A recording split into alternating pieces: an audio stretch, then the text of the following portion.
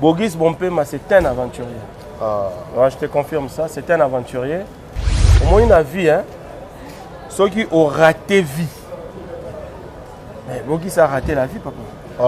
Nos artistes et musiciens, Obimisara ni disque, ni. Maintenant il vit comment? Bogis le là, nous va bien. Mais vous me l'ipez à Bogis.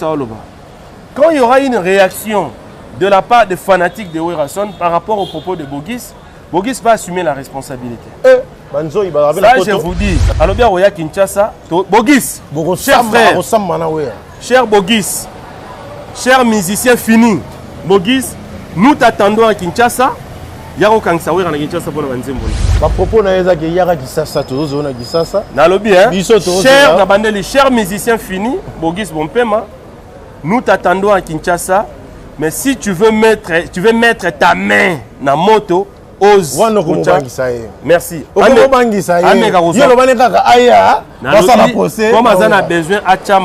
moto, première fois, on a un héros. Je dis héros. En 2008, c'est Mampata qui me l'avait donné. Single, il a fallu pour la journée, 1 million. Non, ne parlons pas de single. Aujourd'hui, disque et ont cartonné les lots. Ils ont dit qu'il y a héritier Watanabe, c'est sans concurrent. Pourquoi vous comme sa musique, il y a vu? Musique qui peut s'appeler Barat, musique qui peut s'appeler Ngandat. Il y a aussi Moutana Siwambanza, et puis ma vie. Moutana Ginsuka, péché, et puis ma vie. Nous avons fait faut bête na Siwambanza. Nous avons fait faut bête na Gisensu. Si vous dites qu'il y a héritier, que nous avons na Gisensu, que la ministre Moro disque héritier zobé. On est pas mécène nyon so babima. Oh nani tous ces noms que vous connaissez. Moutou a sali mieux que Didi Kinwani Zati. Tu peux me citer les noms? Il y a pas mécène nyon so tanga ba comme moi. J'aime déjà dire les têtes. Té a sali mieux que Didi Kinwani té. Eric Mandala. A sali niveau Didi Kinwani. Ta sali oh Didi Kinwani sali la musique. Abed Achou. A combien na niveau Didi Kinwani té? J'assume mes propos papa. Tout le monde a ba mécène na bino, tout le monde a na YouTube. Oh, il y a un numéro ça zobela. Mécène na yé, la caméra yé pour. Ils n'ont pas fait comme Didi Kinwani. Didi Kinwani c'est le seul musicien où a sombela ba musicien bandaku. Quand ba leader tu parles de Céléo. Céléo a papa Lupango parce que Didi Kinwani a sombela ndaku. Je vais te parler. Je vais te dire il y a JDT Moulopoué, ils sont nombreux. Oh, tout le monde va popo tenir pe Céléo ko loba ki ba bongi na vena mais ba okutana mu kolongo onza makolinga. Viens sora yo talo faut la peine à verre ya malonga européen ça est vert mais là. Faut la peine à ndako vendre ça. Faut la peine à Kitty. Il est venu et puis il y a une voiture officielle na yé, il y a une Jeep officielle na yé. Oh bah comment na sima Didi Kinwani. C'est avec cette Jeep là vieille donc on a cortège. Nazaye émotionné pour faire ça au tali vidéo mon na ma kolongulu. Donc ça veut dire que dans vidéo illustration les gars mon na ma kolongulu le vieux venu. Oui Trésor. Boni. Ouais, ça va. Biso toi nzala, toi un bloc relié. Non, Trésor, ne te jouez pas avec moi. Bo saka nanga te commune. Hein? Aziz a uto benga oh yaya le relié zate. Karmia benga kuna yaya to lambité. Au juste, j'ai envoyé moi on a tindi 300 € pour na provision. Mais vous avez sanga lelo. Lelo car na début moi bolo relié zate donc provision to ba maman tienne provision nanda coûter. Ne te joue pas avec moi l'argent en Europe, je te ramasse pas dans le dessous du trou du sourire papa. Tala, bosala lisusu lokola anste, cuisine na biso. Ebongiseli bandeko na bino na bamasa na bino merkambo ya kitoko. Pona kosomba biloko na mokili mobimba, consultez notre site internet ou téléchargez l'application Cuisine na biso, topé bo s'abonner na page Facebook, Twitter, Instagram, to YouTube, topé bo benga na numéro ya Cuisine na biso. Cuisine na biso. Eko komisa biloko na bino na ba famille na bino, pe pa bamasa na bino na Kinshasa. Surtout, profitez de la formule Labisso Pack Poesa très avantageux. Voilà, Bossamboué. Pas question de comme ça. Je paye l'argent, on vous grignote la nourriture. Merci à vous, chers amis internet. Dès que commencé, bandit émission Labisso na www.congomokili. Âme de serviteur Nabino. Moi, Nabino, Benji Benzama, les gros sites de la presse, on a mis ça dans le salon, on a Boébi. Et on a s'est déplacé, bon, on a Simananga, tout ça en ville, toi en ville, en plein ville, tout le monde derrière moi 17h, 18h. Moussala a solité Tindinga, Luka, confrère Nangai, Trésor Lumière. Les lois ont invité Nanga, j'espère que Boébi barrage. T'as une intervention, on a succès full, on a Kangao, on a salle à l'époque.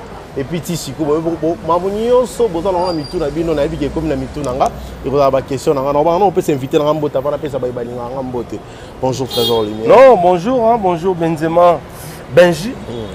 Nazotaloga otaloga mikolo na Congo kilo na Congo mokili na moni minage penchi au saranate donc voilà quoi. Bonne santé d'abord. Non, santé pepele, santé pepele boulot kitoko marambuto pepele. Na kamwe kuto olanda na villa na bilikamuni. Ya watu ba mo qui te likamuni ni sous Benji olanda na villa. Actualité n'oblige. Merci à merci Koyago Belich. Maman on dit lui un enfant pas comme les autres. Merci beaucoup na ebalé océan dialogue vitesse à chronombo belé na PC mbote pas ça mais merci beaucoup na costa couleur dollar et ça et bon on a la dollar et vous appelez la beauté non c'est pas Trésor Lumière sur taï beaucoup on a mbongo et puis on a la beauté Trésor Lumière c'est la première fois dans la yambao nako banda maman bongoté et ça la mystique c'est ce Trésor Lumière à Utuwapi et puis na musala yo salaka système de jeu oyo embrassa lelo oyo et puis ça couleur à Trésor Lumière pour ça na wengi musique à maison mère mais ya chronique on peut ça ka émission de la ka wera na wera tisuka wera marqué tu pe ça pe batu musu goût mais musu pe balanda musu pe bazon dimate idée ça ki nini wera mta sollicita yo to yo kendaka na wengi musique à maison mère ko senga bango licence wana. Non, Trésor Lumière est sorti de l'IFASIC. Après, il fatigue, Nera to Lukaka, tout étudiant aussi, ça, Zoluka place, on compte à la tambola. Et après, l'idée m'est venue, mais je ne peux pas faire tel que tout le monde fait. Je ne peux pas faire l'émission du genre Caribou, je ne peux pas faire les émissions du genre Yazakari, parce qu'il y avait déjà Hélène Kalem à l'époque, un peu au Salabasti, Luana, tout ça. Qu'est-ce que je peux faire? Je peux faire du nouveau pour que notre bima mokile banga facilement. Et l'idée était venue comme ça à la maison. Nasa la rawera son programme approprié à lui. Programme approprié kana wera. Parce qu'on connaissait les émissions musicales, les agi dimanche yo. Oyambi wera, dimanche wana oyamba jibe, dimanche kuna oyamba kofi.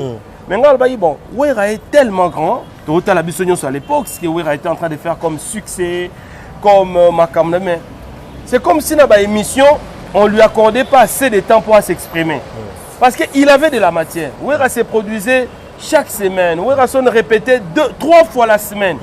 Maintenant, il fallait faire voir au public les savoir-faire de Ouera. Mais le passage sur l'émission, 5 minutes, 10 minutes, c'est comme si les gens ne comprenaient pas la grandeur de Ouera. L'idée m'est venue comme ça. On a parlé. On a dit, bon, je vais oser. Non, mais quand c'était difficile, tu sais, regarder les Ouera de loin, qu'est-ce que les Ouera représentaient, Manzaga Mankoyi, des lions, tu vois tout ça. Moi, puisque j'ai essayé, à l'époque, par l'entremise du regretté DMC Monib Production, je suis allé les voir. Je me dit, tu as le projet, mais non, mais présent à Kinte. Parce que Ouera n'était pas à Kinshasa, Ouera était en Europe. Mais le président Ouera n'est pas à Kinshasa. Au salon, on est qui va te payer l'espace à la télévision. Comment tu vas procéder comment? En tout cas, c'est une idée qui est venue de moi. Je vais commencer avec les moyens de bord. Et c'est le DMC Money Production qui essaye, ça là, émission, mon total à ce que ça va donner. Et j'ai commencé comme ça en Africa TV, mine de rien. Na banana archive, hein? Tu vois les images récoltées ça et là, parce que je n'avais pas, na kitu si awengete pour nous officiellement, moi-même je cherchais na maison d'édition, na Victoire, kolukamo archive et j'ai commencé petit à petit avec les archives, émission comme exemplaire, tout ça. Mampata Benginga, maman Sylvie Mampata, papa. Il y a Noël à poto mais il y a émission bandi boy na ya pesa qui autorisation banda tout ça parce que et puis au bandé logo ya kananda kutendeni la kenda na mona maman pas t'en expliquer vraiment félicitations et le Renault est comme aux exemplaires ba benga biso partout et maman pas m'avait à l'époque remercié avec un 20 €. C'était ma toute première fois même na mon héros mon héros dans le barango ça je ne peux jamais ko wanga nango. Première fois, dans mon mbongo héros, je dis héros, en 2008, c'est Mampata qui me l'avait donné. Ah bien, soit au foot à transport, imaginez ce que yo ça la bien émission ya Mbao ya Mpiaka. OK, boyewa bolo dora ba bolo héros. Et c'était quelque chose d'extraordinaire pour moi, ça m'avait motivé. Donc, en quelque sorte qu'on a eu officiellement autorisation à la Zamba Zamba. Ah oui, garçon mon Serge Maloka. Ça c'est Mampata. Le garçon mon Serge Maloka, Mampata numéro abi, c'est Serge qui a toutes les images du président Ouerasson retravailler dans Serge pour que Olex Araba image il y a un concert, il y a un et c'est parti comme ça. Oueraya Kinshasa, Monanga confirma bandisco autant sanga idéologie. Ani autant sanga siko boule na stratégie.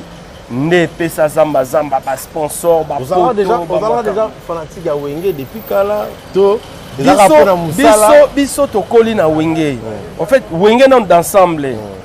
Nous on a grandi dans la musique à Wenge d'ensemble. On imitait ces gens-là. On imitait ces leaders-là. On voulait être comme Ouera, on voulait être comme JB. C'était la référence de tous les jeunes de cette époque-là. Biso to botana en 1980 et quelques. Donc orchestre na biso Zara Wenge. Donc on voulait se faire beau, comme Ouera, comme bon JB, comme Alain Makaba. C'était du bon chic, bon genre. C'était un rêve pour nous, pour tout jeune. Alors le fait qu'on était déjà fanatique, si tu es tangi banchik tu vidé, il fallait seulement ce que tout le monde toujours qui fanatique on a toagi nango, tu es professionnalisé, on te comme si on moussala à travers ces programmes Zamba Zamba. Zamba Zamba rage. Et beau taper côté BCB tout le monde va s'arraper. Mais mon ayo, tout le monde a fait côté Moussous dernièrement quand on toyoka, va voice to kobe bana ya kofina dans le collé pour na asenaki dans le collé ça les zamba zamba neti mon ayo. Et puis naturellement en fait à dénigrer qui a ngo mon neti les zamba zamba ngana ça on a point nga et puis comment il t'a Moussous bakangisa batu pour na tant succès on est zoya tant élévation on est zoya et puis na époque quoi en 2008 mon épée batu Moussous peut ba yaki wenge non ba ça qui va succès au bagon ba grave lelo génération yo koute na wenge tant yo yaki wala moi tant na ye na yo kokuta ba héritier balaki ba miel de son balaki la dernière génération on a yo kokuta les dernières recrues on a yo kokuta ba miel donc ba miel ba olivier na yo kokuta bango déjà baza na wenge. Mais maintenant, on a mis bien dans la génération temps présent. Moi, je suis venu presque de la génération où on a Fabregas, on a Déplique. Donc, Zamba Zamba et Bibi en 2008, n'importe où on a lancé Déplique, Fabregas, Café ou Mayasika. Donc, à cette époque-là, Trésor Lumière, on a fait Mayasika, mais côté communicationnel. Parce que c'était en 2008 que on a lancé Déplique, on a lancé Fabregas, on a lancé Café Room. Et c'est en cette période-là que moi aussi j'ai commencé. Zamba Zamba na l'émission Zamba Zamba na Wenge Musique à Maison Mère. Donc je peux me dire aussi, je suis de cette génération là, Maya Sika avec Fabregas, tout ça. Alors, tant que bimi, les gens ne me donnaient pas chance, parce qu'on peut s'en chance. Même avec les collègues, les camarades, nous sommes tout le monde effacique. Mais comment toi avec toute ton intelligence là, on nous servir, on s'en l'émission, on a Zamba Zamba. Ce sont des gens qui n'avaient pas la vision, qui ne comprenaient pas ce que Trésor Lumière voulait faire. Et j'ai commencé, j'avais la foi, comme j'avais eu aussi le soutien de lui-même, Ouerasson, le soutien de Maman Sylvie Mampata, le soutien de toute l'administration de Wenge Musique à Maison Mère, dans le baïké, ça va réussir et je vais aller de l'avant. Et c'est parti, bien que j'avais trouvé aussi à l'époque, il n'y avait pas les journalistes comme Zamba Zamba en fait, mais il y avait les journalistes pro-artistes.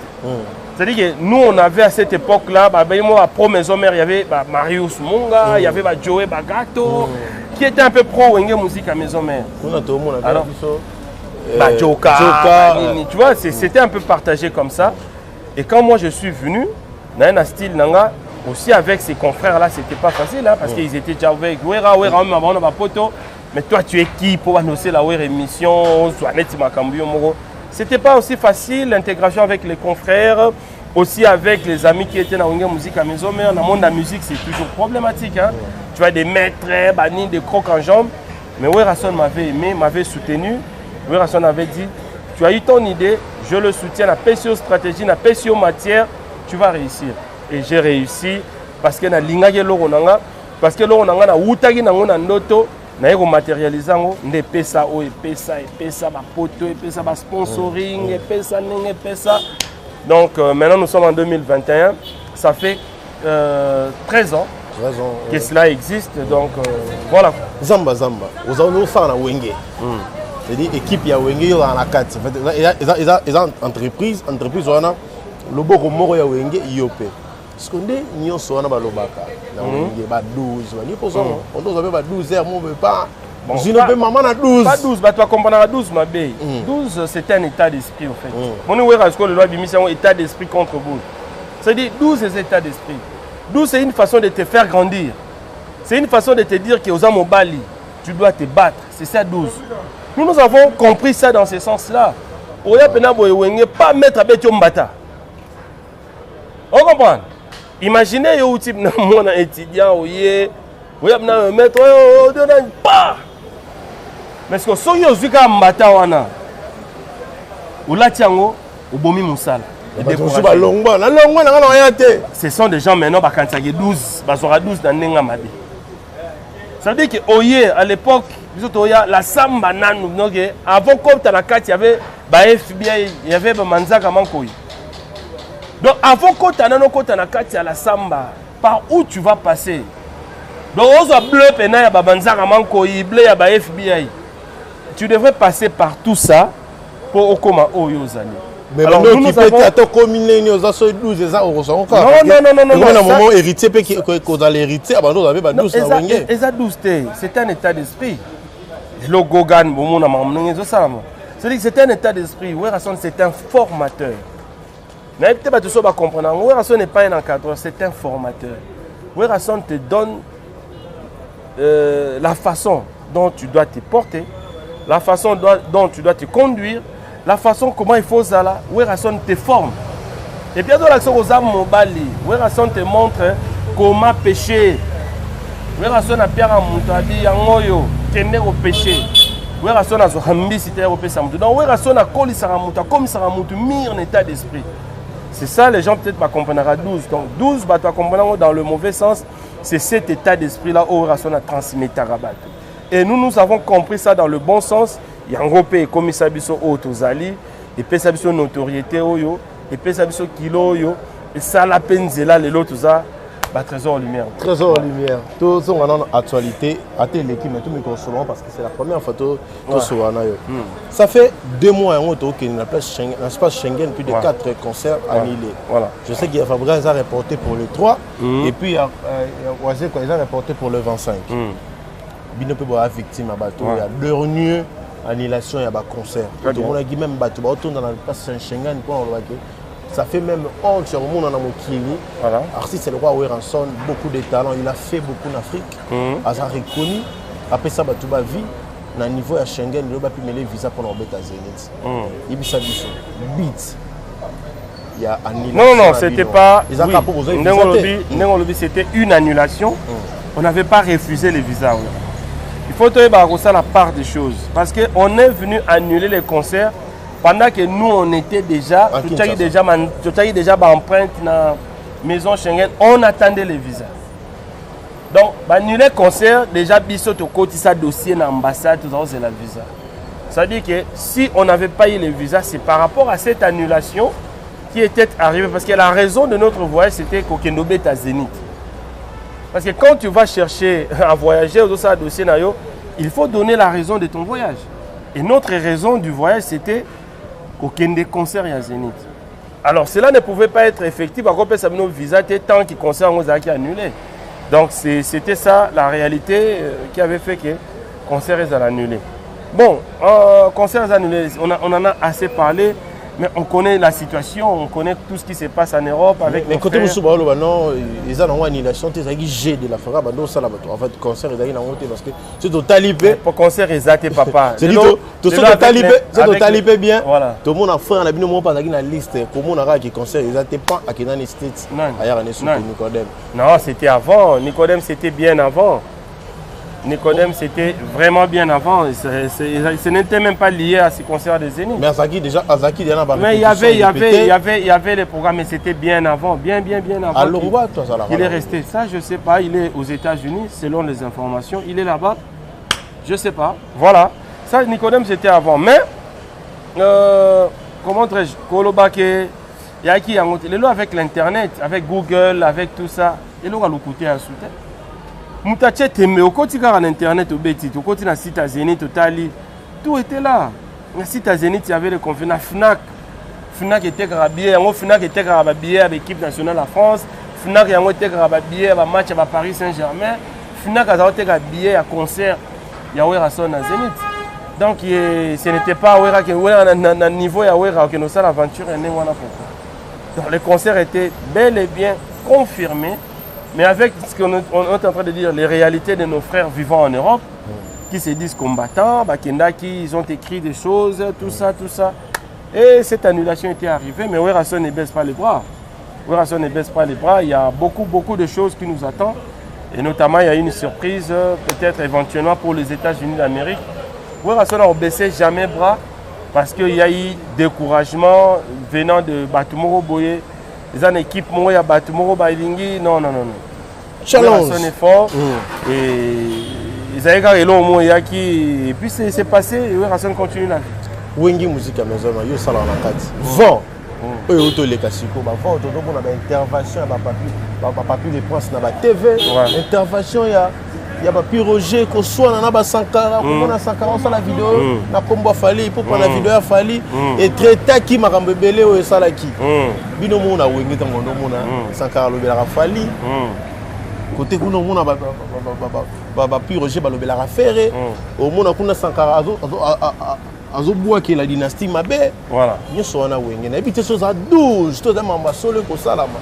Tout ça qui ambré, tout ça qui me expliquer biso to comprendre. C'était quoi l'idée en fait? Na ebisio, au monique parenthèse hein, Sarah Sola Kepoto, le roi de la forêt qui est librement à Kepoto à Sali, maramna na Suisse à Zongi.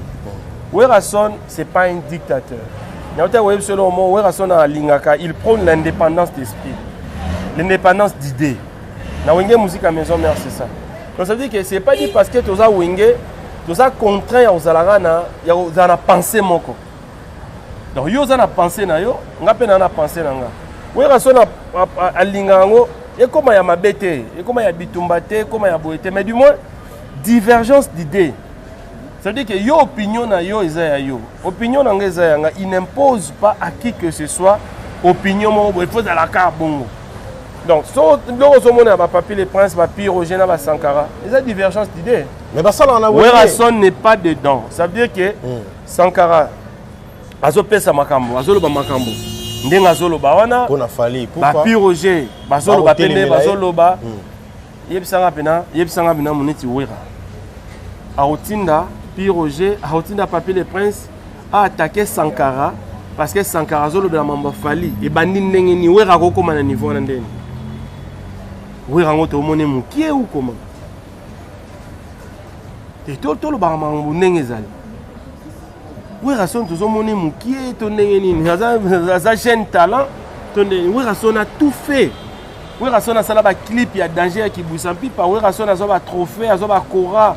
Werrason a bouka ba stade. Werrason a ça là. Oya go ça là. Werrason a ça disque d'or. Alors Werrason a wano tinda pena bateau. Bafinga Sankara par rapport à Sankara Zokumisa Fali. Non, ça c'est faux. Na ba papier les princes ba sepeli na ba idée à Sankara te. Ba lo bande ba lo ba eza bango, ça n'a rien à voir avec le roi de la forêt Werrason. Ndena édition na Wenge musique à maison mère. To pronaka divergence d'idées. Dans le roi de la forêt pronaka divergence d'idées. Ça veut dire que oh, le papier des princes à Monique, il assume.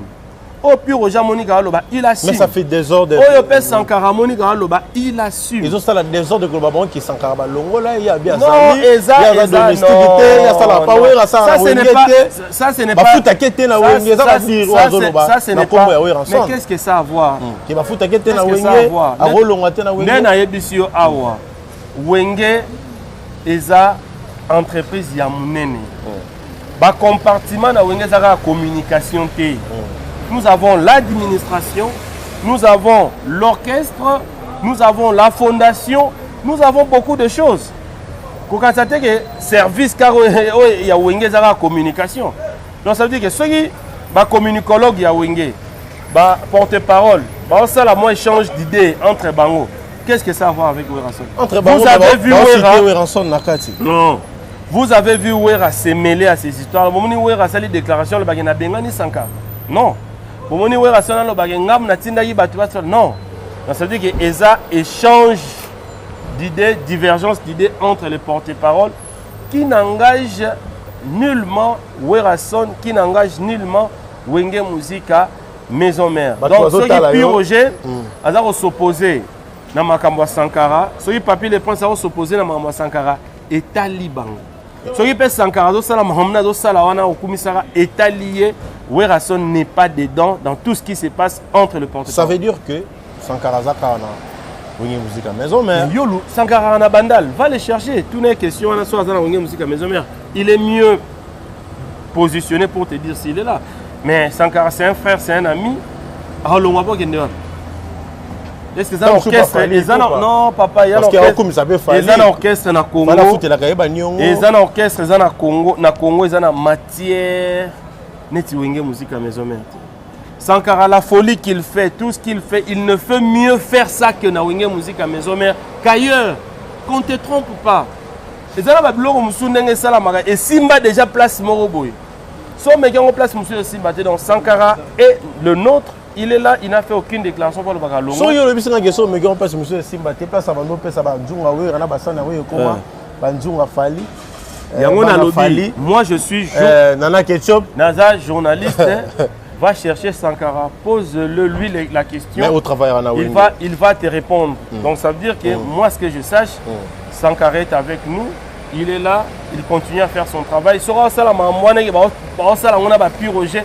Et ça, on a bandé goloba, et ça, engagé Werason T, ni Wenge Musica Maison Mère. Divergence d'idées entre les porte-paroles, ça n'engage pas Wenge Musica. Merci, cette idée, en fait. Idée quand on comprend que il y a Kanisa qui m'a dit tant pour Sankara. Pour comme à propos, il y a Trésor Lumière, c'est Azakaka, l'orchestre Wenge Musica Maison Mère. Bolingo, tout le monde y Werason, Azaki, na Otekala, na Bana, on se bazagi Kala, et le héritier, tout le monde a zungi sur nos beaucoup à Papa Nae de la forêt, Werason le belé bien. Mais éviter. Quand il y a les mythes, quand il y a parce qu'on a une vision, tout le monde a qui dit bosso, pour on a héritier parler le mal, il y a Wera peut tourner page pour le bélanté. Lelo, Bolingo, Yomona, Omona papa a soigné sa moine. Ce sont les enfants qui s'étaient égarés à un moment donné. Papa qui nous soigne sa moine, on a les arrêtés. Ce sont les enfants s'égarer qui à un certain moment, mais la plupart d'enfants ont compris que non, nous devons être bien avec notre papa. Et tout un exemple, héritier Watanabe, tu as le disque. Quel est le disque aux Obetana Kinshasa ou les héritiers? Parce qu'il avait compris que je ne peux pas faire la guerre à mon papa. Et on a vu ce moiseau là. Qui? Les beaux gars, Bolim, ça va être. Non,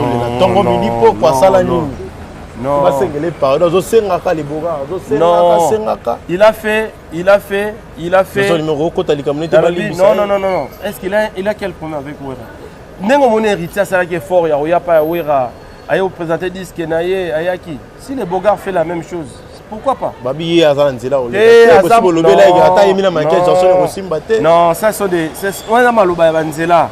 Werason, c'est un grand leader, c'est un papa. Si les Bogards fait la même démarche, il sera réussi. Ceux qui c'est la même démarche, ils ont réussi. N'importe qui a fait la même démarche, ils ont réussi. Werason est ambassadeur de la paix.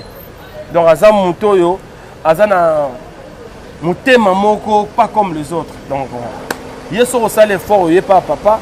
Il y a vers papa, papa il y a vers moi. Il y a vers papa, on limite ça et puis ça va aller. Voilà, Trésor Lumière.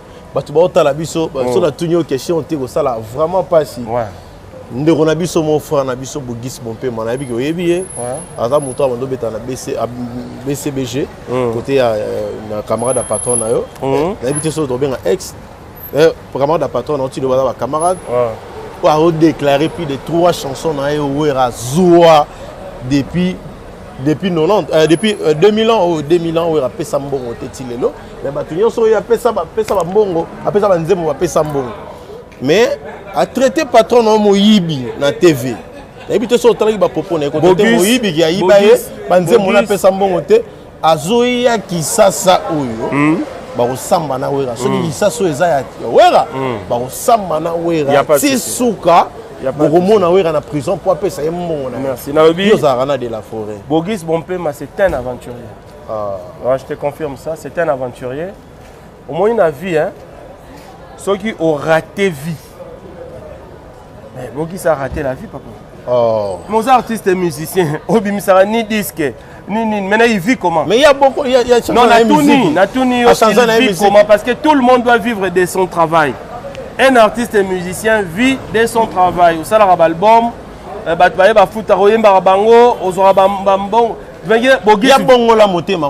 il peut faire la musique chrétienne. Maintenant, les pasteurs Moïse Mbi, Mike Kalamba, Bogi c'est un aventurier. Au moins, ils sont zangés loba. Tu veux faire du buzz. La buzz sur Internet, je n'ai jamais compris pourquoi. Mais il y a une preuve, on peut s'appuyer sur la direction à ma jour. Bogis, c'est un aventurier dans le Biango. Et à travers ton micro et ta caméra, je vais demander à Bogis d'arrêter de faire ces aventures-là. Ouera est très populaire. Ouera est un bateau, animé à la lanzala, Ouera la lanzala te. Ouera a des fans, comment ba supporter. Au monde ba Ouera bana ba fanatique, n'engue zara fanatique, ya Imana, ya Vita. Tu vois? Donc ça veut dire que Ouera bana ba fanatique ordinaire, te ba Ouera bana ba supporter. Il y a des gens qui sont là, qui sont prêts. Il y a supporter Koyoka Mambogi ça le matin. Il est en train de lui-même chercher des problèmes. Bogis le loba ni loba bien, Bozo c'est mais vous me lipez à Bogis. Bozo c'est la Bogis ça loba. Quand il y aura une réaction de la part des fanatiques de Werason par rapport aux propos de Bogis, Bogis va assumer la responsabilité. Ça je vous dis. Hein? Quand les fanatiques de Werason vont se décider maintenant de s'occuper de Bogis, Bogis va regretter. Nanga loba bongo, il est libre. Alors bien Oya Kinshasa, Bogis, cher frère, cher Bogis, cher musicien fini, Bogis, nous t'attendons à Kinshasa. Yaro Kangsawera na Kinshasa pour la Nzembola. Na okota ko midi 14h. Cher musicien fini Bogis Bompema. Nous t'attendons à Kinshasa. Yaro Kangsawera pour la Nzembola. Si Bogis est en train de chercher à mettre ses doigts dans le feu, il va comprendre la vie. Mais ça fait beaucoup de temps qu'il parle des trucs comme ça. Dans le but, cher musicien fini Bogis Bompema, mais quand vous avez mis sa petite moto, Werason c'est le feu. Werason c'est un lion. Et toi Bogis Bompema, tu veux t'hasarder de faire ces aventures-là avec Wera. Sora comment on sala na la poto. Nani Bogis. Être bon moutaï d'épée, ça veut dire quoi? Être au-dessus de la loi. Être moutaï d'épée, ça veut dire quoi? Être moutaï d'épée et IDP, c'est prôner état de droit, papa. Pour un homme et la justice, tu dois amener des preuves. Vol baketo, place boye. Talawera contrat zela. Talawera contrat au salarié yangoyo. Talawera jour na zaoye kusenze mone zaibo. Si tu rassembles ces preuves là au même où la justice, c'est bon. Et pour te dire que aux amoutaï d'épée, si vous yo amoutaï d'épée, mais Werason a majorité plurielle. D'abord, Werason est à politique. Werason, c'est un hasard. Il y a hasard apolitique. Ça veut dire quoi? Werason a réunir toutes les couches socio-culturelles, politiques de la République démocratique. Les politiciens se retrouvent dans Werason. Les élèves se retrouvent dans Werason. Pour preuve, Werason, ministère de l'éducation nationale, Bapessi, le roi de la forêt, Nzembu, Bapessi, au fait, Bapessi Maloba, Asala Nzembu, pour la gratuité de l'enseignement. Pourquoi on n'a pas cherché tous ces musiciens-là? Les ministres à Bengi Wera, Wera, tu es l'ambassadeur de la paix, à travers le message de la population Yokakayo, Sala Nzembu, pour l'éducation, pour motiver les classes. Pourquoi on n'a pas cherché Bogis Bompema? Mais Sigo, pourquoi on n'a pas cherché d'autres musiciens? Alors, respect à Werason, aux ambassadeurs de la paix, Werason qui prône des valeurs, respect à lui, s'il vous plaît. Il y a un lobby boy. Respect à Werason, aux ambassadeurs de la paix. Mais il y a un oza patron na yo jour moko tomoni ata Bogis nazolela botuni ata président na presse eza ya solo ozwaki mpe nzembo ya Bogis tofuta ata mbongo na ye likambo esilaki omona Wera na procès contre Bogis na Kisasa esalo nde nini nakozwa tana tu na Wera makambo oyo nazomona ke preuve eza boye eza boye eza boye Bogis soi-disant apesa banzembo depuis 1993 ça fait 27 je dis bien 27 ans que cela existe soyons sérieux. Tu vas commencer à parler des chansons aujourd'hui. Il a besoin de faire du buzz. Non. On est à aventure. On est à aventure. Bogi c'est un aventurier. Alors Lucas ça la buzz naie tout ça. Papa, ça la disque. So comme frère hein. Bête la musique chrétienne. Toyo Kango. Toyemba. Yoza Olobioza compositeur. Compositeur de musique chrétienne. Compositeur de musique chrétienne. Tout le monde a Moussala Bogi ça ça. Donc ce sont des distractions. Je ne suis pas sûr que Wera Son a en côté de distraction à Bogis.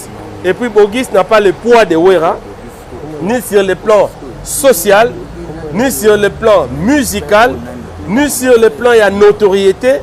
Alors Bogis, encore une fois, tu es un musicien fini. Tu n'es même pas en mesure de chanter une chanson. Même Yanzambe, je ne sais même pas tu vis comment. Tu es un artiste et musicien. Lelo vivant même na évité bon tout Bogis ba propos na eza ke yara Kisasa tozo na Kisasa na lobby hein cher na bandeli cher musicien fini Bogis Bompema nous t'attendons à Kinshasa mais si tu veux mettre ta main na moto ose merci yo bane kaka aya ça la procès comme azana besoin acha maboko na moto ameka na kochata la neza on ko bangisa anso maboko acha na moto ayoka na ndenge swaka peut-être a besoin ayoka ndenge swaka voilà y a pas de problème. Tout mon frère moi azolika na TV pour na Wera Son nani Chibango soki Mais Chibango. Oui, moi aussi j'ai vu ces propos là. Je suis déçu. Mais Chibango, tcha caméra imak makengo. Wanaka Wera Mais Chibango. Moi je suis baya batu bazoluka ba base na komba Wera. Ah, trésor lumière. Je te dis. Mais tu na mala moko. Je te dis. Hein? Mais Chibango, il était journaliste et il fut journaliste ici.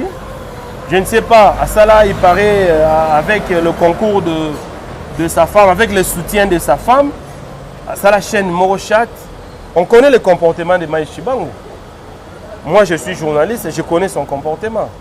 Maïs Chibango n'est pas un modèle. Maïs Chibango, ça va être leçon. Maïs Chibango ne peut pas passer à la télévision pour nous donner des leçons. Nathalie Maïs Chibango a tenir des propos. Yarolobake. C'est une honte, c'est une humiliation. N'est ministre de l'éducation a une photo na Wera. Et que ministre de l'éducation a pour na Wera pour yembela bana nzembo. Maïs Chibango arrive à faire sortir de sa bouche ce genre de propos. Ayoki attaque kiloté. Wera Son a commencé à chanter pour l'éducation des enfants aujourd'hui. Ngana Otoana Kinshasa. Le premier artiste et musicien congolais, je dis bien, le premier artiste et musicien congolais, oh ça là, tout un single.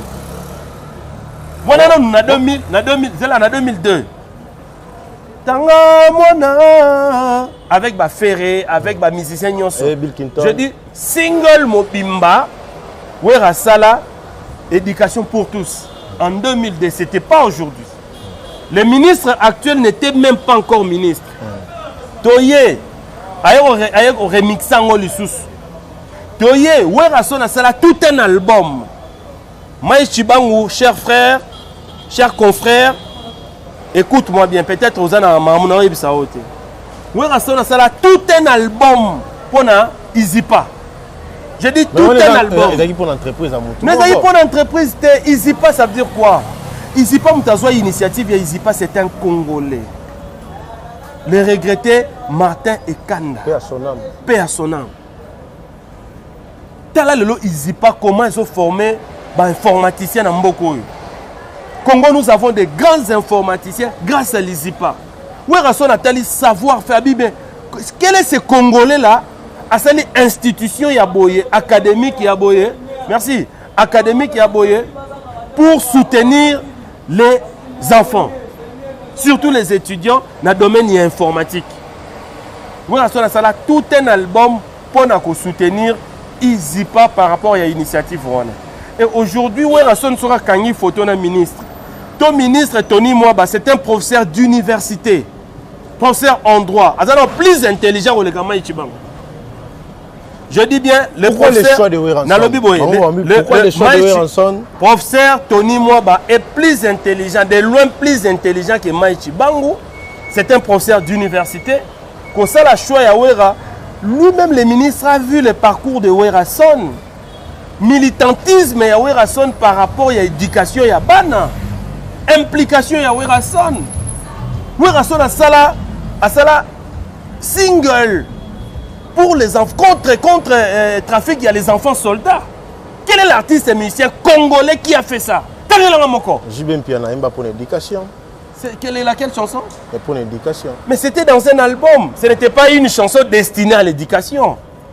C'était dans un album, mais Werason a ça destiné à l'éducation. UNICEF, UNESCO, tout ça, rien qu'une chanson destinée à l'éducation. Dans le cas Maxi Single, il y a Izipa, soutenir l'œuvre de l'Izipa. Werason a ça contre trafic, il y a enfants soldats. Quels sont les musiciens congolais qui ont fait mieux que lui?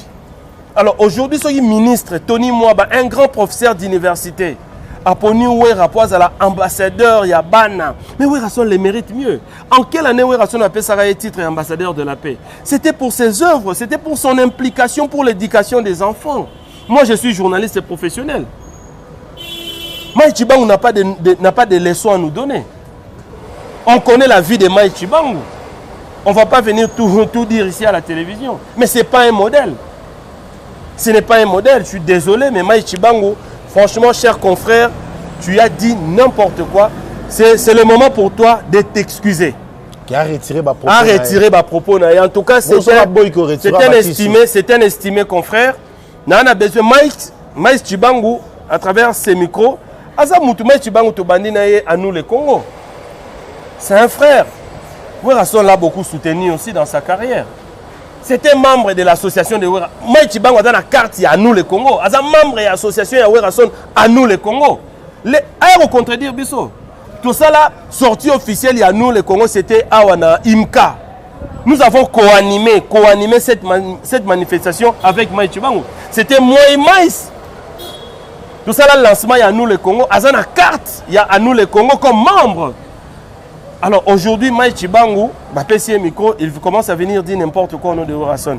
Chers confrères, chers estimés confrères, c'est le moment de retirer tes propos. Ministre Tony Mwaba, c'est un professeur d'université. Tout ce que Wera a fait pour soutenir l'éducation des enfants, Werason c'est un parent. Werason a une femme qu'on connaît. Maman Pasteur Sylvie Mampata. Werason a des enfants qui sont toutes, je dis, a des filles qui sont toutes licenciées aux États-Unis. Alors, un musicien de ces gens-là, baza combien? Musicien au moins a licence dans le niveau à Wera baza combien? Alors, ce ministre baza procès d'université Poni Wera par rapport à parcours par rapport à implication à Werason en tant que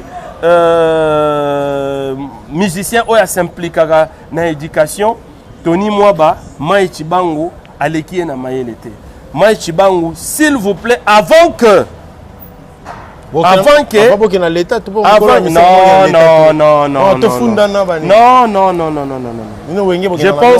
je pense que Maïchi Bangu doit retirer ses propos. Il doit d'abord respecter les ministres. Tony Mwaba, c'est un professeur d'université. Oui, à Poni Wera.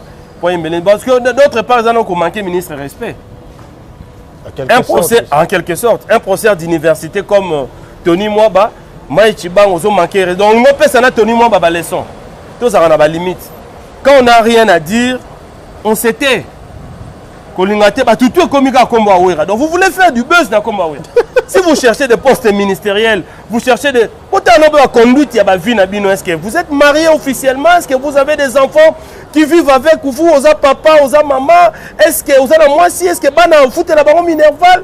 Il faut d'abord avoir une famille cohérente pour arriver à donner des leçons aux gens. Mais quand on n'a pas... on ne sait même pas comment on vit, et voilà. c'est très dangereux. C'est très dangereux. C'est très dangereux. Voilà.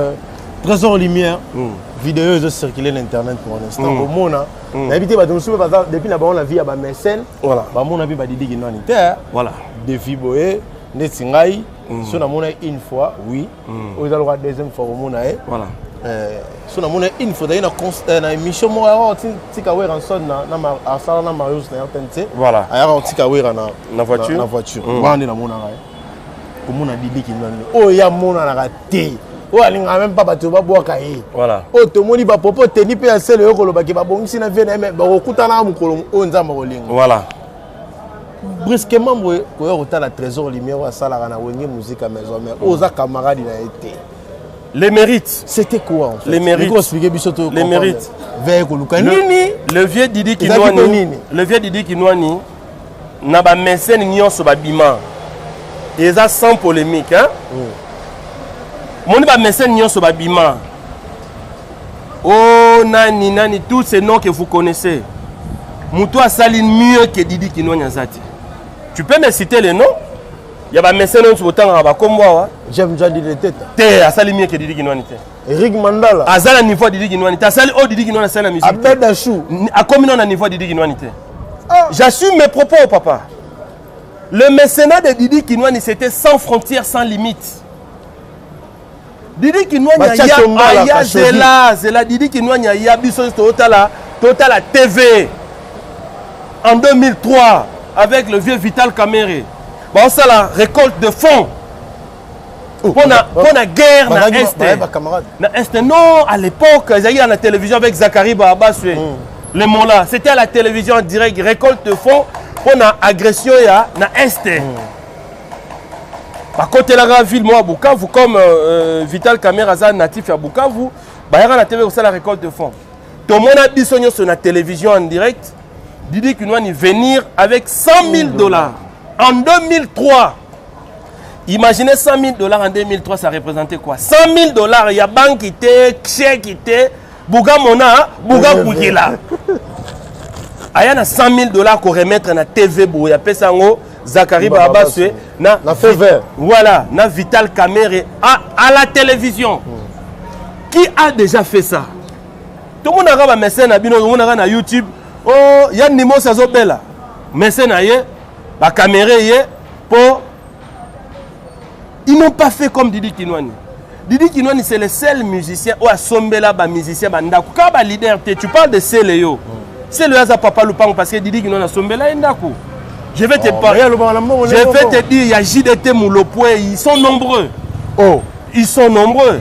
Didi Kinwani a aidé des vies. Il y a des choses que tu as reconnaissant. Chaque fois je parle de Didi Kinwani, moi je suis allé en Europe 3 fois. Toutes les 3 fois, Nakenda Poto, mes billets d'avion ont été. Et son maman pas le boss Didi Kinwani. Dans le barango partout. Voilà. Chef de l'État, Bala PC plus de 100 bouteilles. Il y a champagne, na cadeau. Merci beaucoup. En 2006. En 2006. Ah oui. Tu m'as encore rappelé. Qui a fait mieux? Donc, comme on se tangia, ceux qui sont au monde, papa, Moutouazan a niveau de Didi Kinwani, n'a comme un niveau de Didi Kinwani. Je te dis, c'est le président, c'est le chef de l'État des mécènes de la République démocratique du Congo. Tout le monde a fait fort. Il y a plus de 200 Congolais à Dubaï à Lojama pendant le confinement. Nalobi, hein? Eric Mandala, Nalobi, Didi Kinwani c'est un félin, c'est un monstre, il est tellement grand. Tu vas ça la comparaison. Ça je te dis la vérité. Pourquoi ça dans un terrain à polémique? Didi Kinwani il est très grand. Didi Kinwani baza Jean-Rogue, adane di nyoka. Donc ça veut dire que attends mon nyoka, kufa, mais on pousse à la tête. Didi Kinwani c'est un grand. Didi Kinwani nandenga ya makambo. Éviter sur les places Didi Kinwani a fait ça. Didi Kinwani a tout prouvé, il a aidé, il a acheté des maisons, il a donné des vies. Au Didi Kinwani a ça là, aucun, je dis bien, j'assume mes propos, aucun mécène congolais n'a pas ça. Visite Ezake, le vieux monde n'a pas sous-souté. Les gens balobaragnon autour du vieux. Le vieux m'avait appelé, c'était même pas préparé. J'étais dimanche, c'était un certain dimanche, les dimanches passés. J'étais à la maison, je vois un message, un texto. Ah mon jeune frère, comment ça va? Mon jeune frère. Moi, je n'ai même pas les numéros de téléphone de vieux Didi, hein, je vous le dis. Hein. Didi qui doit avoir 50 $, 5 000 $ à travers Raoul Ton, à travers Savane Moiti. Ce n'est pas quelqu'un qui vient, quand il vient vous donner, il faut voir la caméra. Non. Sora Salara Wana en 2003, parce que c'était une émission qui passait en direct à la télévision. Mais c'est quelqu'un qui a payé 100 000 $, 50 000 $, Matindi Moutou. Matindi Raoul Ton, va voir tel musicien, donne lui 50 000 $. À peine a besoin de battre, alors, le vieux m'a écrit, ah, mon jeune frère, c'est bon, je vais te faire une surprise. Je viens te rendre visite. Les baobas, les mécènes, grand prêtre Didi Guinouani, Koya Otala, Trésor Lumière, j'étais très émotionné. J'ai dit, mais je suis quoi? Je représente quoi? En ce moment ici, les vieux peuvent aller chercher l'audience auprès du chef de l'État. Alors que le Premier ministre Sama Lukonde vient, moi, me chercher Trésor Lumière. Et le vieux est venu avec son cortège, avec sa Jeep spéciale, Nagisha c'est Arami Balete. Il est venu, et puis il y a une voiture officielle, il y a une Jeep officielle.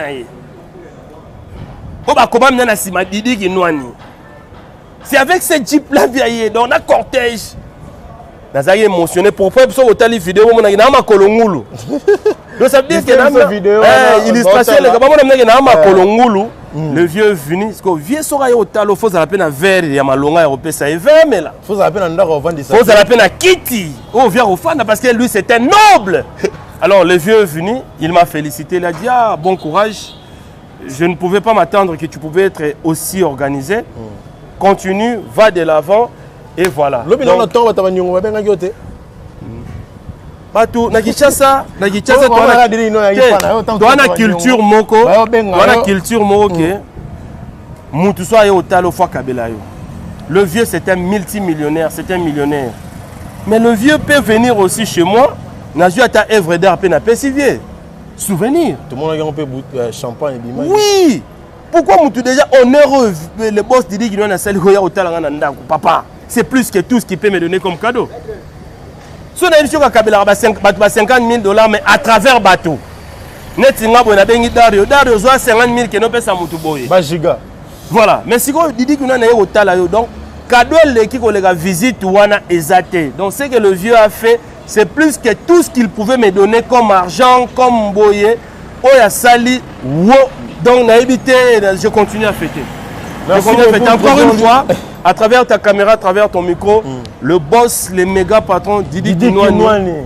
Merci pour cette visite. Toute ma vie, je serai reconnaissant parce que tu m'as honoré, vous m'avez honoré, le boss. Merci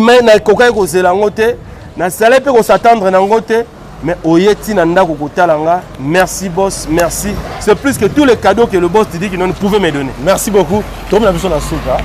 Autant la micro, la caméra, la biseau. Question moi curiosité. Rapidement. Hein? Rapidement, voilà, on répond tout. Mais une heure. Vraiment. Ah voilà. Lelo, nous on la chronique dans Lelo boy. Nous on la razama. Nous on tala mbola à peine à barre, nous on tala internet numéro 1 la musique à Rosana. Numéro 1 la musique à Rosana. Na momani. Na moment où tous allés au numéro 1. Na bateau bana disque a marché. Numéro 1 dans la musique Lelo. Bon, en tout cas, sans Rolobali Kambo. Na minito yo disque we kangi chasa numéro 1 na musique na biso. Na musique numéro 1. Mais le numéro 1 depuis ça fait maintenant 20 ans, ils allaient le roi de la forêt. Parce que numéro 1, ouais raza numéro 1 pourquoi? Batala nzete na bambuma nango. Et nga ngina lobaka na numéro 1 le robi wera wera son na peso ce ba détail c'est là. Pourquoi? Parce que ça fait 20 ans wera zobota bana ya bien. Pourquoi la option numéro 1? Parce que succès à héritier, les autres n'ont pas ya wera. Succès à Fabrigas, les autres n'ont pas ya wera. Succès à Ferré, les autres n'ont pas ya wera. Succès à JDT, les autres n'ont pas ya wera. Succès à Bina Filé. Et quoi? Azakoko ya le roi de la forêt. Le tapa ka mo sokola. Yango. Hein? Le tapa ta mo sokola. Un jour 1 million de. Eza nani? C'est quoi? Le roi nini? Le tapa ta. Eza nzemu nini? Comme la dans souka émission. Je ne comprends même pas ce que tu me poses comme question. Soyons honnêtes, Coco, c'est une polémique. C'est polémique. Les animes, c'est quoi? Single, il a fallu pour que la journée, 1 million. Non, ne parlons pas des singles. Aujourd'hui, disque que ils ont cartonné les lots, ils disent qu'il y a héritier Watanabe, c'est sans concurrent. Papa héritier sur Tamboli là-bas. Pourquoi vous comme sa musique, il y a vu? Musique qui peut s'appeler Barat, musique qui peut s'appeler Ngandat. Il y a aussi Moutana Siwambanza, il y a ma vie. Moutana Ginsuka, pêcheur, il y a ma vie. Nous avons fait un peu de Siwambanza. Nous avons fait un peu de Nagisensu. Si vous dites qu'il y a héritier, que nous avons fait Nagisensu, nous avons dit qu'il y a héritier. Surtout nous avons au Gombe, mais non, laissez tomber. Héritier, très fier de toi, cher frère. Aujourd'hui, disent que les bêtes à Wata, sans concurrent. Merci beaucoup, Trésor Lumière. Mot de la fin pour l'émission Lelo. Mot de la fin, c'est Peli Benji. Depuis que tu as un internet, tu as lobby singa pour les gars. Nengo lobby singa pour les gens, donc tu as une année encore. Donc, ils sont tous à dire qu'ils n'ont pas de presse. Donc, nengo singa pour eux. Donc, ils ont occasion unique, donc année sili. Donc, au tel masuna micro lobaboye. C'est pas aujourd'hui, mais félicitations. Merci beaucoup. Merci beaucoup. Il faut qu'on l'endara exemple là bien. Il faut suivre les bons exemples. Moi, il est là, fidélité, tu as vis-à-vis à Ouera.